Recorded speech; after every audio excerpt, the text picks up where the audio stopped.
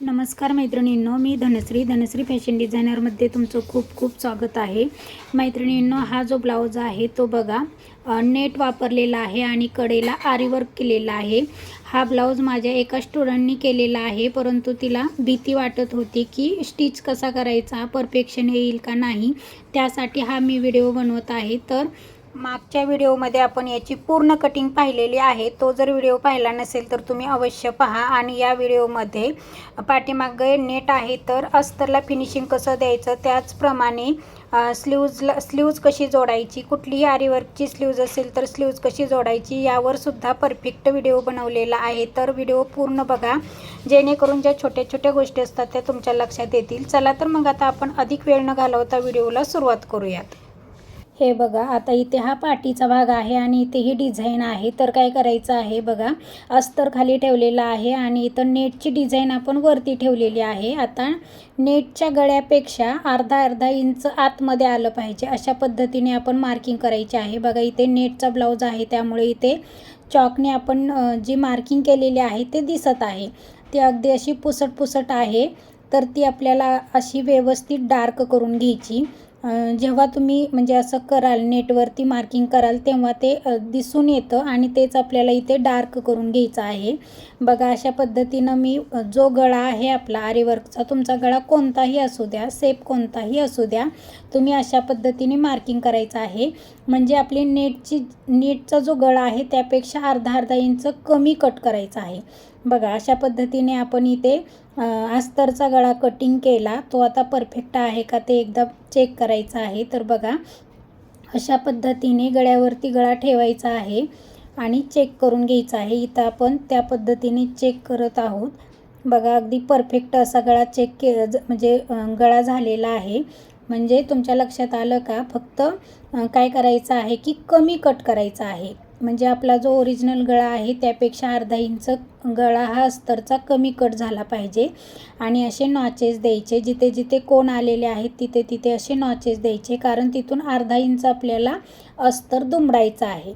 बघा, हे बघा, असे नॉचेस द्यायचे आणि त्यानंतर असं म्हणजे मेन जो कपडा आहे तो बाजूला ठेवायचा आणि हे अस्तर फक्त अशा पद्धतीने आपल्याला टीप मारून घ्यायचं आहे. बघा, मी जसं दाखवत आहे तसं आपण इथे पूर्ण अस्तरला टीप मारून घेत आहोत.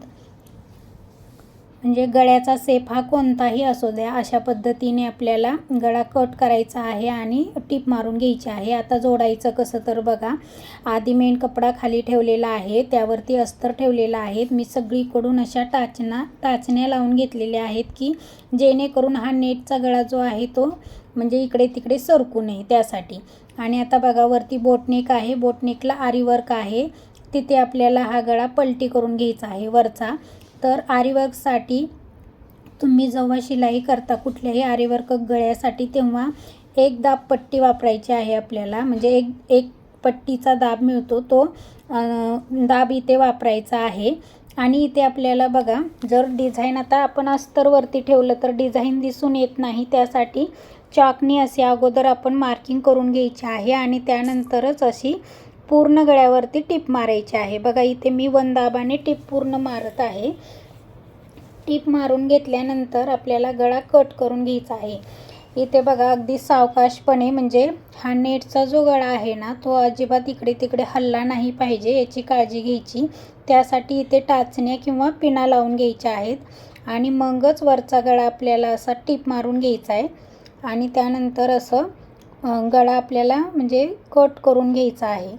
बघा, असं व्हिडिओमध्ये दाखवल्याप्रमाणे अगदी सावकाशपणे आपण टीप मारून घेतली. मागच्या बाजूने चेक करायचं आहे की व्यवस्थित टीप मारली गेली आहे का, व्यवस्थित, म्हणजे ते आपण जे डिझाईन केलेली आहे आरीवर्कची तिथे व्यवस्थित असं टीप मारली गेली आहे का. आणि त्यानंतरच बघा, असा गळा कट करून घ्यायचा. त्यानंतर असे छोटे छोटे नॉचेस मारायचे आणि त्यानंतर आता आपण वरचा गळा बघा अशा पद्धतीने पलटवून घेत आहोत.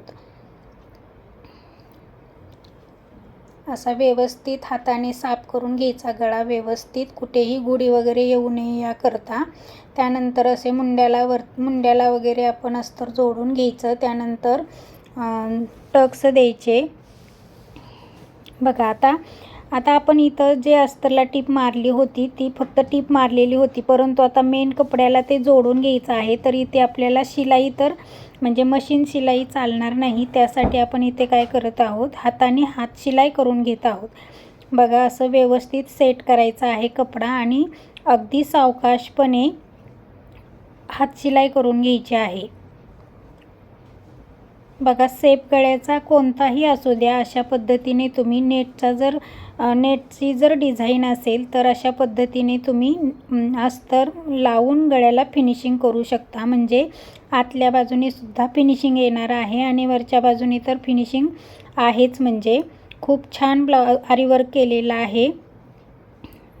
त्यांनी त्यांच्या मुलाचं नाव इथे टाकलेलं आहे. म्हणजे आपण आपल्या आवडीनुसार कोणाचेही नेटवरती नाव टाकून अशी सुंदर अशी डिझाईन आपण करू शकतो.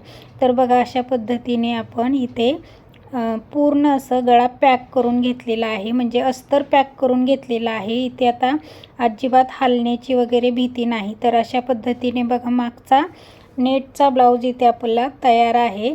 त्यानंतर आपण इथे 2 टक्स मारून घेतले, खाली कमरेला पट्टी मारून घेतली आणि पाठीमागचा भाग हा तयार झालेला आहे. आता त्याच पद्धतीने आपल्याला दोन्ही बाहीचे आरी वर्क केलेलं आहे खालच्या बाजूला, ते बाही जोडून घ्यायचे आहे. तर बघा बाही जोडताना बघा बाहीच्या दिशा बघायच्या आहेत अगोदर. तर बघा आता इथे मी काय केलेलं आहे, मेन कपडा खाली ठेवलेला आहे आणि त्यावरती अशी टीप मारून घेत आहे. आता टीप मारत आल्यानंतर काय करायचं, टीप मारत आल्यानंतर बघा आपल्याला इकडे खोलगट भाग आलेला आहे. तर दुसरी बाही जोडताना खोलगटच भाग घ्यायचा आहे. असं केल्याने दोन्ही साईडच्या दोन्ही स्लीव्ज होतात. नाहीतर काय होतं की असा जर प्लेन कपडा असेल तर एका बाजूच्या दोन्ही स्लीव्ज होण्याचे चान्सेस असतात. त्यामुळे नवीन शिकणाऱ्या ताईंचं जरा गोंधळ उडतो, त्यासाठी ही टीप लक्षात ठेवायची आहे. तर बघा मी अशा पद्धतीने एक टीप मारून घेतली. म्हणजे दोन्ही बाहीला लगेच टीप मारून घ्यायची आहे. हा एक एक्स्ट्राचा जो कपडा आहे खालच्या बाजूने तो आपण कट करायचा आहे आणि खालच्या बाजूने अस्तर असं पलटी करायचं आहे. बघा ह्या पद्धतीने अस्तर आपण पलटी केलं, व्यवस्थित हाताने साफ वगैरे करायचा आहे आणि वरच्या बाजूने टीप मारून घ्यायची आहे. तर अशा पद्धतीने दोन्ही स्लीव्जला आपण वरच्या बाजूने टीप मारून घेतली. एक्स्ट्राचा जो कपडा होता तो कटिंग करून घेतला आणि त्यात आपल्याला बाही चेक करायची आहे. बघा आता खालच्या बाजूला दंडघेर सोडून 2 इंच सोडून एक्स्ट्रा कपडा होता तो कट केला. त्यानंतर बाहीच्या मध्यावरती नॉचेस दिला आणि दुसरी बाहीसुद्धा अशाच पद्धतीने आपण व्यवस्थित चेक करून घेतली. बाहीची उंची चेक करणं गरजेचं आहे, बाहीची कॅप उंची चेक करणं गरजेचं आहे आणि दंडघेरसुद्धा चेक करणं गरजेचं आहे. या तिन्ही गोष्टी बाही जोडताना फिनिशिंगसाठी आवश्यक आहेत. तर आपण बघा इथे पाठीमागचा भाग आणि बाहीची शिलाई करून दाखवलेली आहे. तर अशा पद्धतीने आपला इथे बघा आरी वर्कचा ब्लाऊज परफेक्ट तयार झालेला आहे. तुम्हीसुद्धा कोणतीही डिझाईन असू द्या, बाहीलासुद्धा कितीही आरी वर्क असू द्या, तर तुम्ही अशा पद्धतीने जर स्टिच कराल तर तुमची बाही अगदी परफेक्टच होणार आणि पाठीमागचा भागसुद्धा फिनिशिंग सहित तयार होणार, यात काहीच शंका नाही. तर मैत्रिणींनो आजचा हा व्हिडिओ कसा वाटला, आवडला असेल तर नक्कीच एक लाईक, कमेंट आणि इतरांना शेअर करायला अजिबात विसरू नका. इथपर्यंत येऊन पूर्ण व्हिडिओ पाहिल्याबद्दल खूप खूप मनापासून धन्यवाद.